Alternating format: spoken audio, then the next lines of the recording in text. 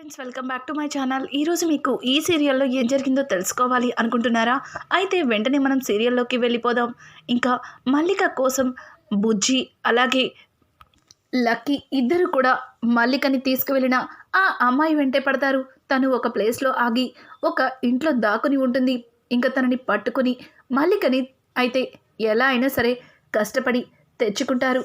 ఇక ఆ అమ్మాయి అయితే భానుమతి దగ్గరకు వచ్చి, అమ్మగారు వాళ్ళు పాపని తీసుకెళ్ళిపోయారమ్మా అని చెప్పడంతో, ఛీ, నిన్ను నమ్మి పాపని నీకు అప్పగించినందుకు నాది నాది తప్పని చెప్పి ఇక భానుమతి అయితే ఆ అమ్మాయిని కొట్టి తను నడవలేక అక్కడి నుంచి ఇంకా మైత్రి ఇంటికి వెళ్తుంది. ఇక్కడ చూస్తే అప్పటికే మైత్రి పిల్లని దాచిపెట్టిందంతా రమ్య అని చాలా ఈజీగా బుజ్జి నుంచి పిల్లని తప్పించి ఊరే దాటించేశావని ఇక మైత్రి అయితే కావాలని కేశవ దగ్గర రమ్య గురించి తప్పుగా మాట్లాడి అక్కడి నుంచి వెళ్ళిపోతుంది. తను అలా వెళ్ళిపోవడంతో కేశవ అయితే రమ్య దగ్గరకు వచ్చి, రమ్య, నువ్వు ఇలా చేస్తావని అస్సలు అనుకోలేదు. ఆ పాప వల్ల బుజ్జికి ఆరోగ్యం నయమైంది. బుజ్జి ప్రాణాలు కాపాడిన మల్లికని మళ్ళీ బుజ్జి నుంచి దూరం చేస్తే తనకేమవుతుందో కూడా నీ కళ్ళారా నువ్వే చూసావు. మళ్ళీ నువ్వు ఇలానే చేస్తావని అస్సలు అనుకోలేదని చెప్పి ఇంకా అక్కడి నుంచి కేశవ అయితే బుజ్జిని అలాగే మల్లికని వెతకడానికి బయలుదేరతాడు. ఇక నీలవేణి అయితే, రమ్య, ఎందుకే నీ కాపురాన్ని నువ్వే పాడు చేసుకుంటున్నావు? నీకు ఎలా చెప్పాలో కూడా నాకు అర్థం కావట్లేదు. అయినా బుజ్జి ప్రాణాలకి ప్రమాదమని డాక్టర్లు చెప్పినా సరే ఎందుకే మల్లికని మళ్ళీ బుజ్జి నుంచి దూరం చేసావు? నీకెలా చెప్తే అర్థమవుతుంది అని చెప్పి ఇక నీలవేణైతే రమ్యతో మాట్లాడుతుంటే, రమ్య, ఆపండి చిన్నత్తయ్య, మీరు కూడా ఆయనకులాగే మాట్లాడుతున్నారేంటి? ఆ మల్లిక ఏదో మతిలేని మాటలు మాట్లాడుతుంటే మీరు కూడా నన్ను ఆయనలాగే అనుమానిస్తున్నారు. నేనెందుకు మల్లికని బుజ్జి నుంచి దూరం చేస్తాను? నాకేం తెలీదు చిన్నత్తయ్య అని అంటుంటే ఆ మాటలకి నీలవేణి, నీకేం తెలియకుండానే బుజ్జి నుంచి మల్లిక దూరమైందని మైత్రికి ఎవరు చెప్పారే అని అడగడంతో, అదే నాకు కూడా అర్థం కావట్లేదు అని చెప్పి ఇక రమ్య అలాగే నీలవేణి కూడా బుజ్జి మల్లికల కోసం వెతకడం మొదలు పెడతారు. ఇంతలో మల్లికని ఎత్తుకొని బుజ్జి అలాగే లక్కీ ఇద్దరు నడుచుకుంటూ వస్తారు. ఇక బుజ్జి కోసం వెతుకుతున్న కేశవకి బుజ్జి మల్లికతో కనిపిస్తాడు. ఒక్కసారిగా కేశవ, బుజ్జి, నువ్వేంటి ఇక్కడ అని అంటుంటే, నాన్న, మల్లికని ఎవరో ఒక రాక్షసి ఎత్తుకుపోయింది. నేను దాన్ని కొట్టి మల్లికని తెచ్చుకున్నాను అని అంటుంటే పక్కన ఉన్న లక్కీ అయితే, అవునంకుల్, మల్లికని ఎవరో ఒక రాక్షసి దొంగ చెట్టుగా తీసుకెళ్ళిపోయింది.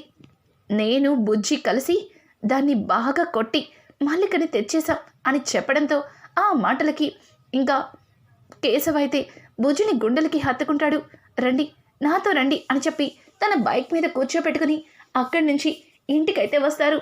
ఇక బుజ్జి, అసలు మీరు ఎక్కడికి వెళ్ళారు? మీ నుంచి మల్లికని ఎవరు తీసుకెళ్లారు అని అడగడంతో బుజ్జి అయితే, అది లక్కీ బర్త్డే ఫంక్షన్ అని నేను లక్కీ ఇంటికి వెళ్ళాను. అక్కడ లక్కీ వాళ్ళ మమ్మీ ఫ్రెండ్ మా అందరినీ సరదాగా ఆడిపిస్తానని బయటికి తీసుకెళ్ళింది. అక్కడ అనుకోకుండా విక్కీకి నాకు గొడవైంది. అదే టైంలో ఆ ఆంటీ మల్లికని ఎత్తుకుంటానని తీసుకుంది. మేము ఈ గొడవలో ఉంటే ఆంటీ మల్లికని ఒక దగ్గర పడుకోబెట్టి మా గొడవ ఆపడానికి వచ్చింది. అదే టైంలో ఒక రాక్షసి ఆ పాప మల్లికని ఎత్తుకుపోయింది అని చెప్పి బుజ్జి జరిగిందంతా చెప్తుంది. ఇక లక్కీ అయితే ఇంటికైతే వెళ్తుంది. ఇంట్లో భానుమతి భయంగా ఇక మైత్రికి ఎదురవుతుంది.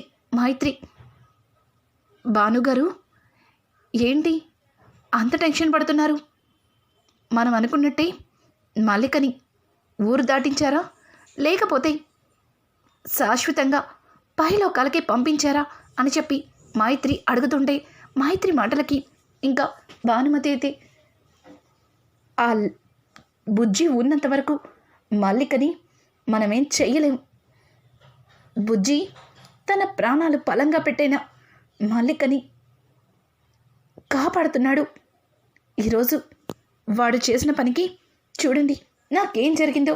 వాడికి తోడుగా మీ అమ్మాయి లక్కీ కూడా అని చెప్పి ఇక భానుమతి అయితే తన కాలికి తగిలిన గాయాన్ని చూపిస్తూ మైత్రితో చెబుతుంది.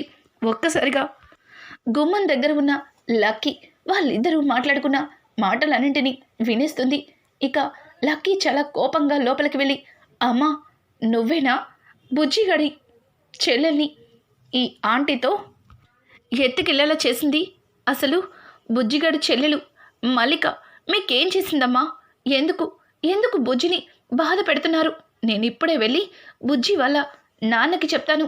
నువ్వు చేసిందంతా ఇప్పుడే బయట పెడతాను అని చెప్పి ఇక లక్కీ అయితే అక్కడి నుంచి వెళ్ళబోతుంటే, ఆగవే ఆగు, ఎక్కడికి వెళ్ళేది? నోరు మూసుకుని లోపలికెళ్ళు. ఆయన ఆ బుజ్జిగడితో తిరగద్దని నీకెన్నోసార్లు చెప్పాను, కానీ నువ్వు నా మాట వినకుండా ప్రతిసారి వాడితోటి వాళ్ళ చెల్లెలతోటి తిరుగుతున్నావు. నువ్వు నోరు మూసుకొని లోపలికి వెళ్ళు అని చెప్పి ఇంకా లక్కీని లోపలికి తీసుకెళ్ళి తలుపు గడి పెడుతుంది. లక్కీ, అమ్మా తలుపు తీయమ్మా, పాపమమ్మ బుజ్జికి వాడి చెల్లెలంటే చాలా ఇష్టం. పాపం మల్లికని ఎందుకమ్మా బుజ్జి నుంచి దూరం చేయాలని చూస్తున్నారు అని చెప్పి ఇక లోపల నుంచి లక్కీ ఏడుస్తూ ఉంటుంది. ఏయ్ నోరు మూసుకుని లోపలే ఉండు. ఆ మల్లికని ఊరు దాటించే వరకు ఇది బయటికి రావడానికి వీల్లేదని చెప్పి ఇంట్లో ఉన్న పాలేరుని ఆ గదికి కాపలా పెడుతుంది. ఇంకా ఇదంతా ఇలా ఉండగా రమ్య అయితే కేశవ దగ్గరకు వచ్చి, నీ కొడుక్కి చెప్పు, ఇంకొకసారి ఆ పిల్లనేసుకొని ఊరంతా తిరగద్దని. ఆ పిల్ల కోసం చాలామంది రౌడీలు తిరుగుతున్నారని నువ్వే అన్నావు కదా, అందుకే చెప్తున్నాను. ఆ పిల్లని ఇక బుజ్జితో ఎక్కడికి పంపించద్దు అని చెప్పి రమ్య అయితే ఇక కేశవ మీద అరుస్తూ ఉంటుంది. కేశవ, చూడు రమ్య, బుజ్జికి మల్లిక అంటే ప్రాణం. మల్లికే వాడి జీవితం అనుకుంటున్నాడు. అట్లాంటిది బుజ్జి నుంచి మల్లికని వేరు చేయాలని ఎన్నడూ అనుకోవద్దు. అయినా నువ్వు పొరపాటు పడుతున్నావు. చూడు, ఆ భాను వల్ల బుజ్జికి అలాగే మల్లికకి ఇద్దరికీ ప్రమాదం పొంచి ఉంది. మల్లికని బుజ్జి నుంచి దూరం చేస్తే తర్వాత బుజ్జి ఎట్లాంటి స్థితిలోకి వెళ్ళిపోతాడో నీకు తెలియంది కాదు. నా మాట విను. ఇప్పటికైనా ఆ భాను ఎవరో నాతో చెప్పు అని అడగడంతో ఆ మాటలకి రమ్య, చూడు, నువ్వు ఎన్ని చెప్పినా సరే ఎన్నన్నా సరే ఆ భాను ఎవరో చెప్పను. ఆవిడ వల్లే నేను నీ గురించి అన్నీ తెలుసుకోగలిగాను అని అనుకుంటూ రమ్య అక్కడి నుంచి లోపలికి వెళ్ళిపోతూ ఉంటే, ఇంతలో వాళ్ళింటి ముందుకి కోమాలో నుంచి బయటికి వచ్చిన గౌతమ్ నిలబడతాడు. ఆది కేశవ గారు అని గట్టిగా అరవడంతో ఒక్కసారిగా రమ్య అలాగే కేశవ ఇద్దరు కూడా గౌతమ్ని చూస్తారు. గౌతమ్ని చూసి, నువ్వు కోమాలో నుంచి ఎప్పుడు బయటకొచ్చావు అని చెప్పి ఇక కేశవ అయితే చాలా కంగారుగా గౌతమ్ దగ్గరికి వెళ్తాడు. రమ్యకి అతనెవరో తెలియక ఆశ్చర్యంగా చూస్తుంటుంది. ఇంకా వెనక నుంచి కీర్తన కూడా పరిగెత్తుకుంటూ వస్తుంది. అన్నయ్య, ఇతను కోమా నుంచి బయటకు వచ్చిన మరుక్షణం మల్లిక గురించి అడిగాడు. మల్లిక నీ దగ్గర ఉందని చెప్పడంతో నా మాట కూడా వినకుండా డైరెక్ట్గా ఇక్కడికి వచ్చేశాడు అని చెప్పి ఇక కీర్తన అయితే జరిగిందంతా కూడా కేశవకి చెప్తుంది. కేశవ, ఏంటి మల్లిక గురించి చెప్పడంతో తను నా దగ్గరికి వచ్చాడా? ఎవరు నువ్వు? అసలు మల్లికకి నీకు ఉన్న బంధం ఏంటి? మల్లిక నీకేమవుతుంది అని చెప్పి కేశవ అయితే ఇంకా గౌతమ్ని నిలదీస్తుంటే, గౌతమ్, ఎక్కడ నా కూతురు మల్లిక ఎక్కడుంది చూపించండి అని గట్టిగా అరవడంతో రమ్యకి దిమ్మ తిరిగే షాకే ఎదురవుతుంది. ఇంకా అదే టైంలో బుజ్జి అయితే మల్లికని ఎత్తుకుని బయటికి రావడంతో వెంటనే గౌతమ్ వెళ్ళి మల్లికని ఎత్తుకుంటాడు. మల్లిక, నా బంగారు తల్లి, ఇన్ని రోజులు నా నుంచి దూరం అయ్యి ఎలా ఉన్నావా అని చాలా బాధపడేవాడిని. నిన్ను చూస్తానని కలలో కూడా అనుకోలేదు అని చెప్పి ఇక మల్లికని గుండెలకి హత్తుకుని తనని ముద్దు పెట్టుకుంటూ ఉంటాడు. ఇంకా కేశవ అయితే గౌతమ్ని చూసి, చూడు, మీరెవరో కూడా మాకు తెలీదు. పైగా మల్లిక నీ కన్న కూతురన్నట్టుగా మాట్లాడుతున్నావు. అసలు మల్లిక పుట్టుక ఏంటి? మల్లికని ఆ అమ్మాయి నా దగ్గరకే వచ్చి ఎందుకు వదిలిపెట్టింది? అసలు తనకి నీకు ఉన్న బంధం ఏంటి? భార్య చావు బ్రతుకుల మధ్యలో ఉంటే ఎవ్వరు కూడా తనని వదిలిపెట్టరు. అసలు అసలు నీ కథేంటి అని అడగడంతో ఇక గౌతమ్ అయితే జరిగిందంతా కూడా కేశవకి చెప్పుకొస్తాడు.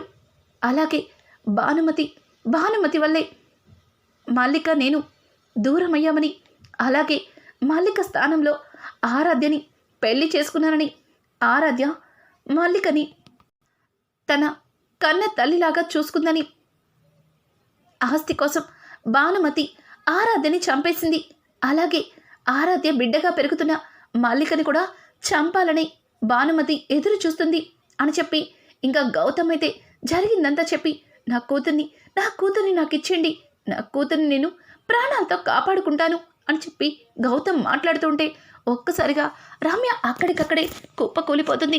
ఇక కేశవ అయితే చూడు, నువ్వెవరో నాకు తెలీదు, కానీ అనుకోకుండా వచ్చి మల్లిక నీ కూతురు అంటున్నావు, పైగా మా ఇంటి ముందు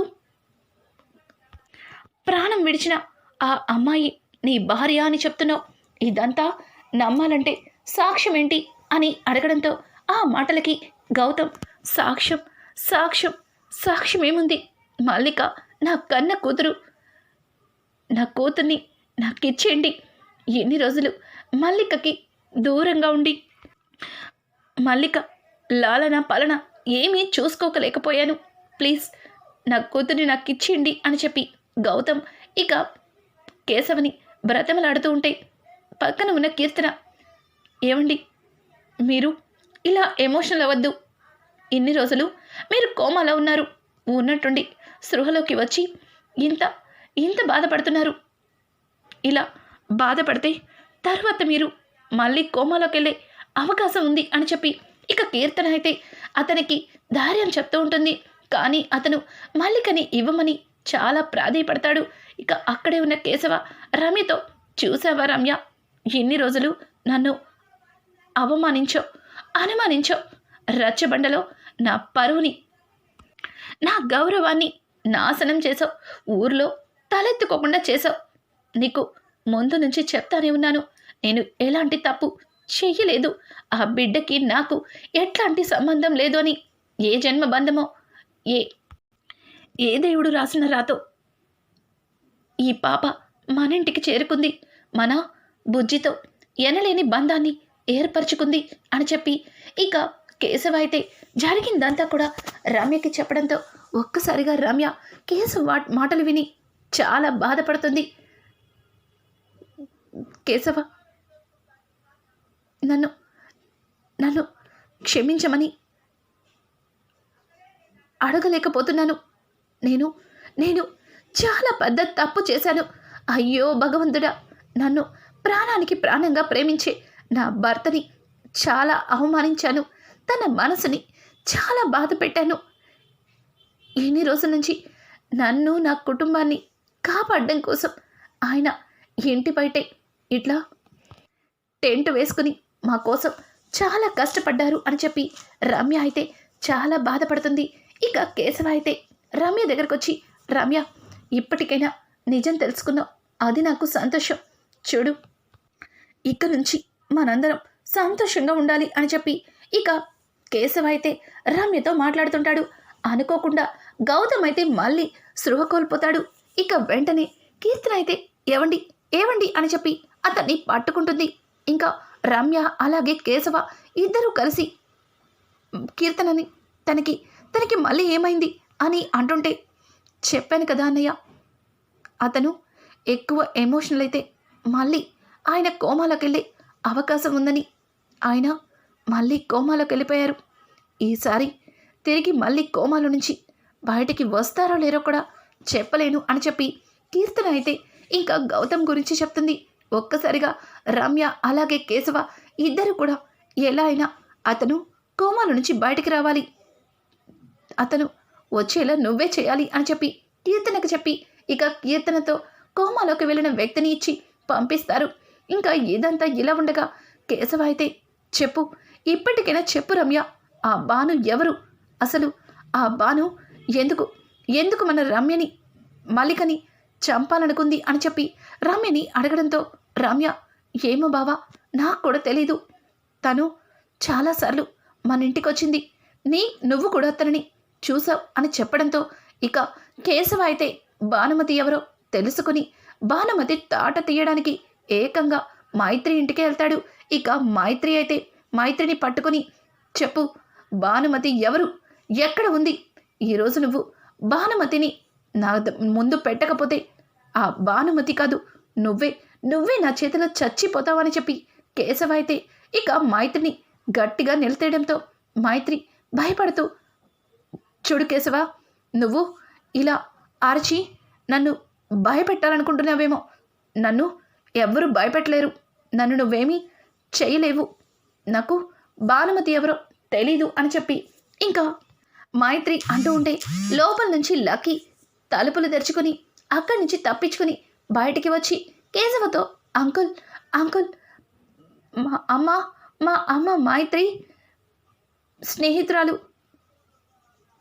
పొలాలు కొంటదని వచ్చింది, తనే భానుమతి అంటే ఆవిడే మా అమ్మతో చేతులు కలిపి మల్లికని బుజ్జి నుంచి ఎత్తుకుపోవడానికి ప్రయత్నించింది అని చెప్పి ఇక లక్కీ అయితే జరిగిందంతా కూడా కేశవకి చెప్తుంది.